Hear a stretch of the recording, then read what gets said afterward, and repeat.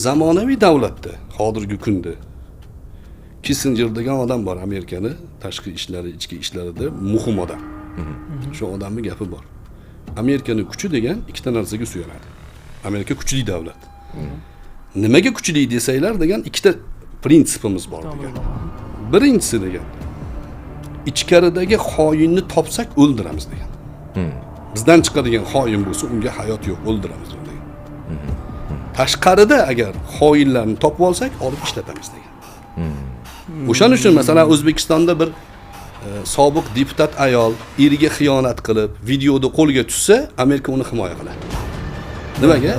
Eriga xiyonat qildimi, ularga xizmat qiladi. Xoin ularga kerak, tashqi xoinlar kerak.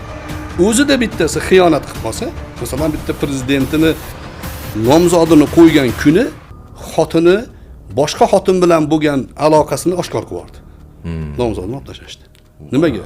Oilasiga xiyonat qilgan odam prezident bo'la olmaydi. Xiyonat qiladi. Tashqari xoindan foydalanishadi. Xoinga keskin munosabat bildirilmaguncha davlat kuchli bo'lmaydi, ichkaridan chiqaveradi.